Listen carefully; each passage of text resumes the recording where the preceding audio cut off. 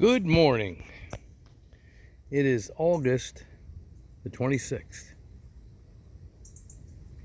And I just thought I would feature the Lsu Tiger, which is ripening very nicely. It's been ripening for about a week. And so I've eaten quite a few. And I intended I actually had a plan today. I intended to video this tree, and I would have gotten around to it a little later, except for I saw that some creature's been taking some of the bags, ripping the bags, which I'm not having any trouble with the birds on this tree. But because these figs are so delicious and so precious, and they are, I bagged them anyway because I'm running out of nets. I've got nets everywhere, and I'm doing okay. I've got a lot of figs. And let me get back to the subject here. Where's a perfectly ripe? Wow. Peters. I should just devour that right now. That's another one. I've got plenty of them. I've been eating a lot. There's a, oh, wow. I don't even know if I can open this up. I just don't have enough hands here. All right. Well, anyway, there it is. Let me see if I can roll it out. Oh boy, there we go. Oh, just open this one up and then we'll get back to the Lsu Tiger. Can I resist the temptation of a perfectly ripened, I mean perfectly ripened, whoa, watch out, Lou. Peter's honey, here we go.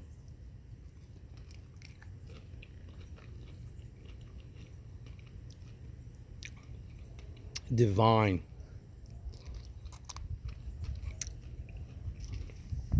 The vanilla flavors, I mean, I can't really describe all the flavors, the aftertastes, but they're so complex and so wonderful. Better than Cadota, which I've grown. And Cadota is a good tasting fig, a honey fig. Very popular, of course, one of the most popular figs in America, and commercially grown in California. It does have a propensity, more of a propensity to swell up, crack, and be ruined by humid weather. So it's not an ideal variety to choose in the Northeast or in cooler zones like 7A, like where I am located here. But the Tiger is more suited. Peter's honey is better than the Cadota anyway, all the way around. But the Tiger that I'm featuring today, a wonderful specimen, as you can see. And there are just ripe figs everywhere on this tree. Notwithstanding those that have been carried away by a squirrel or something, taking the bag and all. And the ones I've eaten, of which there are plenty. I didn't have enough bags either, but here's Tiger. Here's a smaller one. There you go, look. It has a thick, very sweet and delectable skin, and a sweet and delectable nectar when it's perfectly ripened. And if you will remember the points I made in my video, my last couple of videos, perfectly ripened, it is superb. It is a really, really good one. And this is a Lsu variety, that the parent being Celeste, that I would have to say, and it's difficult for me to say this, but it rivals my very best varieties of Celeste, which is much easier to grow in the sense that it ripens very quickly, the hang time's less, and you get real delectable, sweet, perfect figs and lots of them quickly and without a lot of trouble. This year I'm not having a lot of trouble. This tree is several years old. It's a wonderful, wonderful specimen, and it survived last winter without any protection at all. The temperatures, you will remember from my winter dieback series, that the temperatures went down to 10 degrees, only to 10 degrees Fahrenheit, which they could have gone down all the way to zero, and they have before in this zone. And it was perfectly protected, but it only went down to 10. All of these figs survived. They did take a little damage if you will look at the earlier videos, but they survived. Not only survived, they thrived. All of them. And they all have an enormous amount of figs on them. Every single variety, from the Ronde Bordeaux to the Mavrasica. Beautiful, beautiful figs in the Mavrasica. Look at this. I'll pick one for you. Look at that, Mavrasica. Very, very good variant. Much better than Hardy Chicago. And very close, but better than that.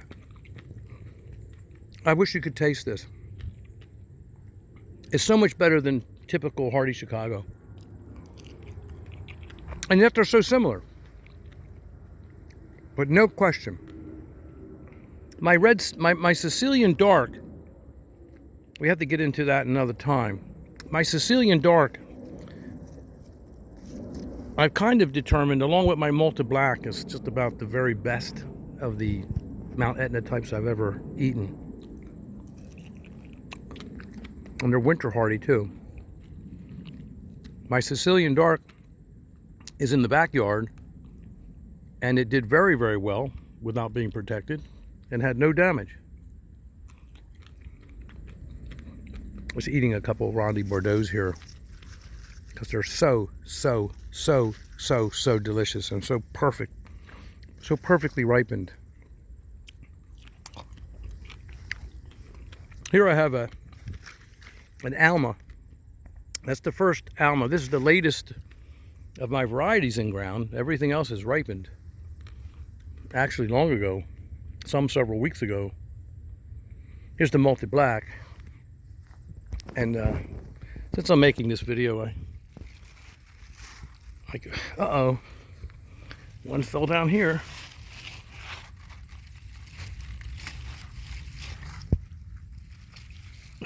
Too much trouble. I can't get to it. There we go. That one I should have probably picked. It's good. Good. Let me see if I can reach in here real quick. I see one hanging that's really nice, and I'll feature it for you. Back here. Oh, there it is. Real big Malta Black. Look at that. They are beautiful. They're just a beautiful. Can you see that? I mean, who could want more than that? Malta Black. And I said this before, if you're going to get a Mount Etna type, just eliminate all of the names. There's so many. Let's face it. They're redundant. They're mostly the same.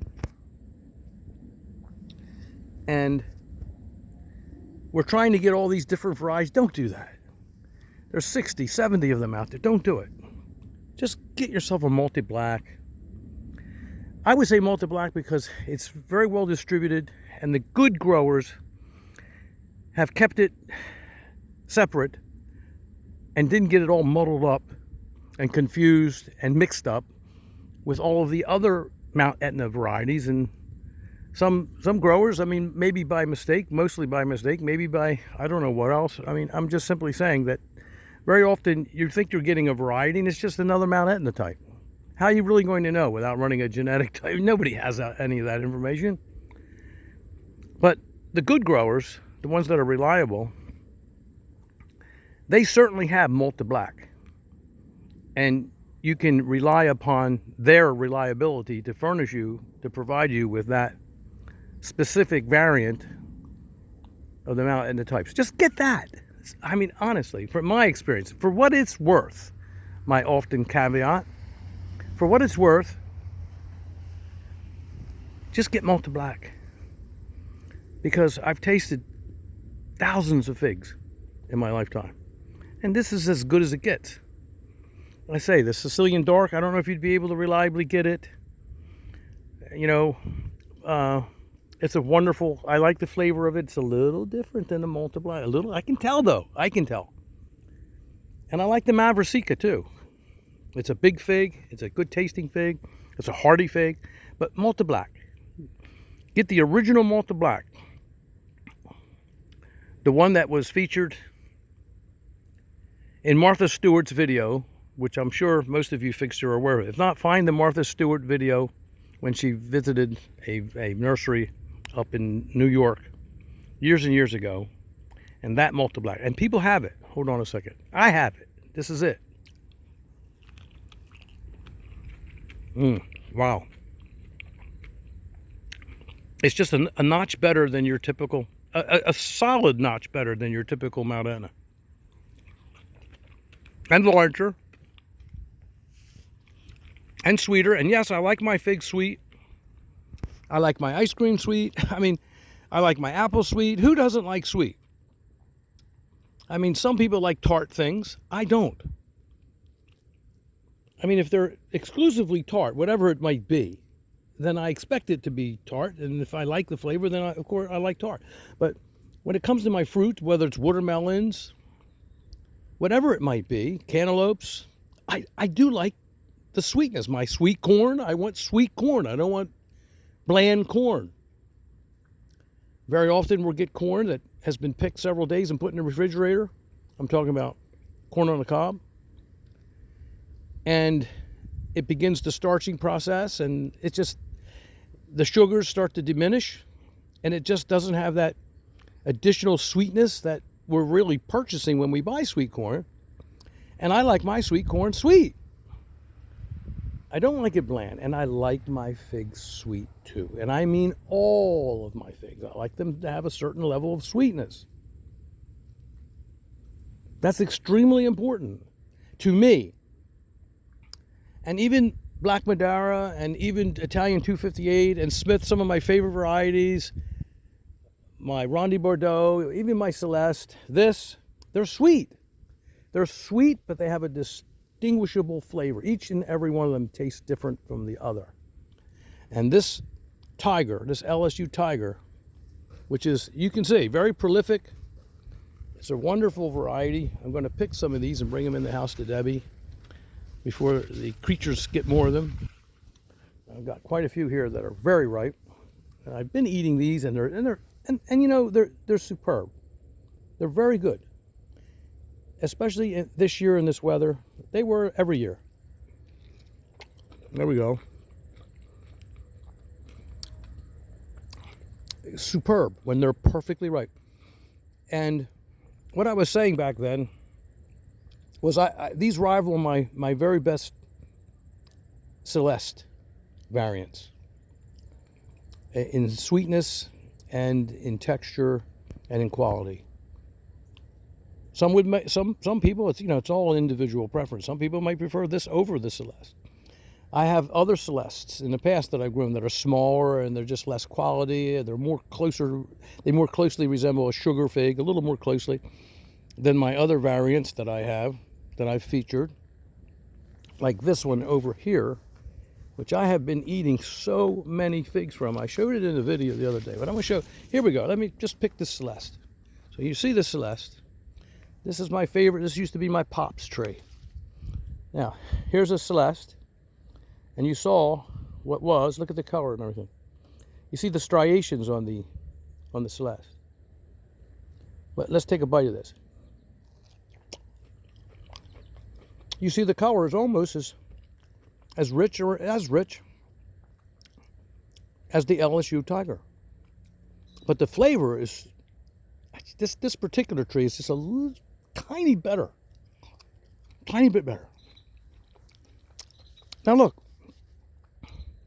you know, we're parsing out the ridiculous here because they're wonderful. They're so closely comparable to one another in terms of the quality and taste.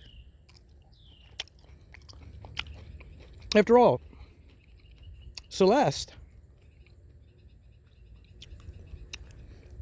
is Lsu Tiger's daddy.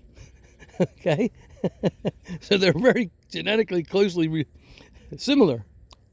Mm-hmm. Yeah. I like my Celeste a little bit better. But some of the really, really perfectly ripened Lsu Tigers, or they rival my Celeste. So let's just call it almost a draw. If you like a bigger fig, the Lsu Tiger, that's why they bred these other varieties with Celeste, because Celeste is such a superior cultivar, period, to many others, period. They wanted that superiority, and they blended it, and they were looking for like maybe a bigger fig than Celeste, or one that had a few breva, because Celeste will not mature breva, very rarely. This one will, just a few. I love them. I love all my figs, and I want you to clearly understand, wow, I do love them all, that, you know, we're really not talking about enormous differences between the top quality figs in my collection, okay? They're good, period. If they weren't good, they wouldn't be in my collection. There's another situation where some creature knocked the bag down and somehow got in there and ate my darn fig. Look at that. Wow. Okay, that's all right. I share. I said that before. I can afford a couple figs. I've got plenty of figs, so especially now that they're ripening so quickly and coming to fruition in perfect weather. Just, I couldn't ask for better weather. Look at that. Aren't they beautiful, though? Gosh, I'm so excited about my harvest every year. I should reach under there and grab another one of those multi-blacks for you. Since we're out here and we're doing this. Oh, look at that. I missed you, my little sidekick. I missed you. Where have you been? Okay, you want probably, I know what you want. Look at that. Look at the color of that. A Penny Pop is going to just, she's a fig connoisseur, as I've said many times. Come here, Popsy. Here we go. Look at that. Oh, boy. Go ahead. Oh, you don't want it today. That's a novelty. Here we go. You sure you don't want that? Okay. For some reason. Well, probably because she just ate a huge breakfast.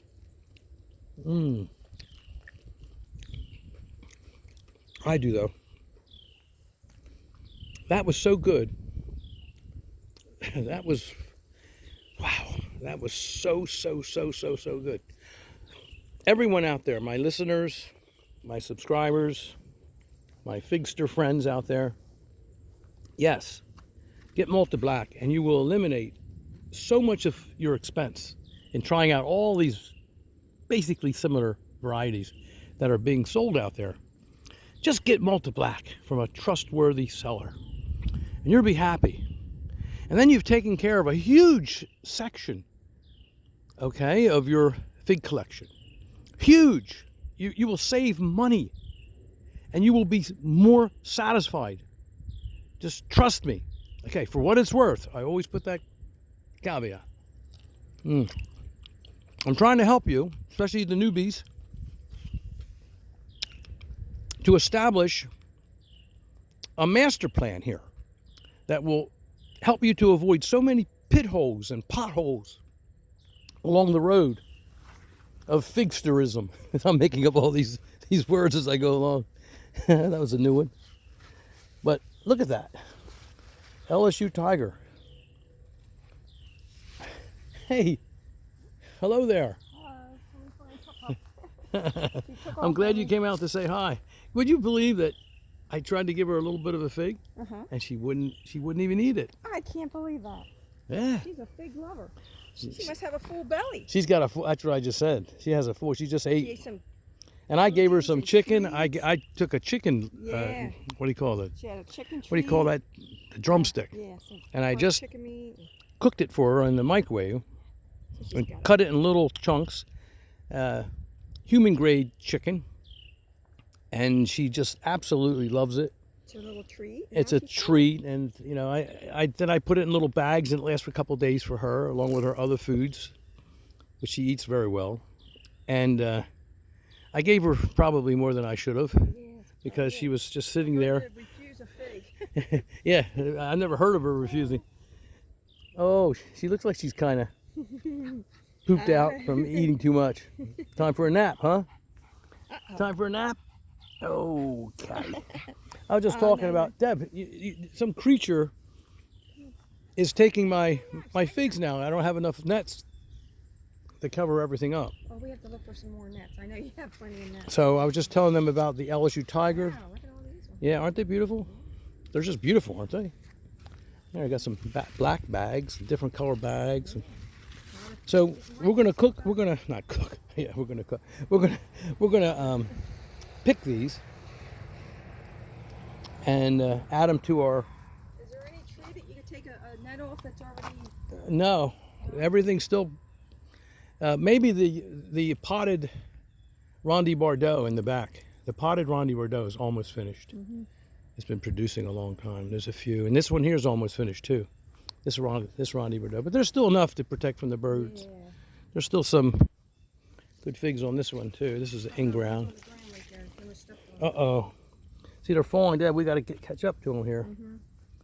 Look at that. I know if I offer one to you, I know, and I think everyone watching this video knows what the response is going to be. Gotta watch it. I gotta watch my figs first. All right, well, I'm going to wrap this up. I just like watching. I want to pick a few Peter's honey. There's some here that are just wonderfully ripened, perfectly ripened. And I want to pick these and get these in the house and put them in the refrigerator. I've mentioned before, I like putting my figs in the refrigerator for a few hours. I think it increases me personally, for what it's worth. Okay, I love cooling them. I don't like 90-degree figs. And after they've gotten cold in the refrigerator, I'll take them out and cut them in half and let them sit for about 5 or 10 minutes, and then they reach the perfect, absolute perfect temperature for consumption. So, another Celeste tree. This is a smaller version. This is ordinary Celeste, which I've had here for nearly 30 years, and it's all done. It's almost all done. There's some figs on it. Very sweet and delectable though. Just smaller version. Not overall as good as my Pops Celeste, or what I refer to as the Chincotig. There's another variety, another variant too. Probably isolated for a couple hundred years on an island.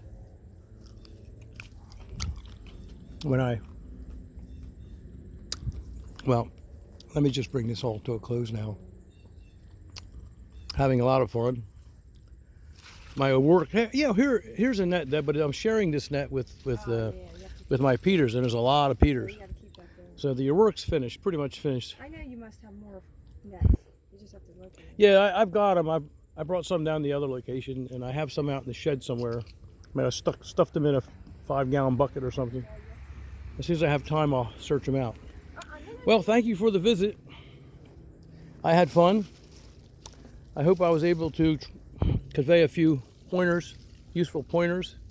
I try to in each video. Oh, talk about perfection. Ronde Bordeaux. Perfectly ripened Ronde Bordeaux. So delicious. And they're unique. Each one is unique. Like when I tell you about this, Lsu Tiger, being about comparable to my best Celeste when they're perfectly ripened, but they're different. The taste is different. Hey, what are you doing? She was rolling around and all that great. You just got a bath the other day. All right. Well, thank you for visiting. It's always appreciated. Thanks for subscribing. I hope you enjoyed today's video. I'm going to release another video I took the other day in a few minutes. And it has to do with my Peter's honey and being up on the ladder and some of the observations I made about microclimates. So I decided to discuss microclimates and the importance of location selection with your in-ground fig collection. It's extremely important. And so I tried to emphasize some of those points in that video discussion. With that, bye now.